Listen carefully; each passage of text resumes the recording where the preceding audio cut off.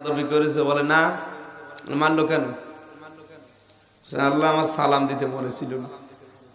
ঠিক আছে, এবার সালাম দিব। সালাম দেওয়ার পরে জিবরাইল আলাইহিস সালামের মাধ্যমে আল্লাহ রাব্বুল আলামিন হযরতে মুসাকে জিজ্ঞাসা করলেন, আজরাইলকে থাপ্পড় দিয়ে বাম চোখটা বের করেছে কোন কারণে? হযরতে মুসা বলে, জিবরাইল, আল্লাহ তো আলিমুম বিদাতিস সুদূর, মনের খবরও জানে। তা আমি কেন আজরাইলকে থাপ্পড় দিলাম এটা জানি না? আমি থাপ্পড় দিয়েছি কেন এটা জানি না? ওরা আমি যখনই জিজ্ঞাসা করি কোন দিক থেকে তুমি আমার জানটা কবজ করবা, ও যদি বলতো আল্লাহ যেভাবে বলেছে সেভাবে, আল্লাহ যেভাবে ইচ্ছা করে সেভাবে, না অবশ্য আমার যা মনে লাগে তাই করবো। এই জন্য আমার তো রাগ হয়ে গেছে। ও আল্লাহর নাম উচ্চারণ করে নাই মানে?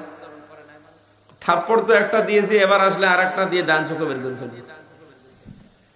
হযরত আজরাইল বলে, আল্লাহ দায়িত্ব আমি আর নেব না, তুমি আমাকে অন্য দায়িত্ব দাও।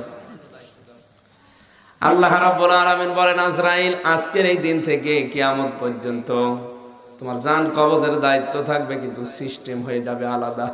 তোমাকে কেউ কোনোদিন আর গালি দেবে না। পানিতে ডুবে মরবে, আজরাইলের দোষ হবে না, হবে পানিতে ডুবে মরে গেছে। কথা মনে বোঝা যায়নি?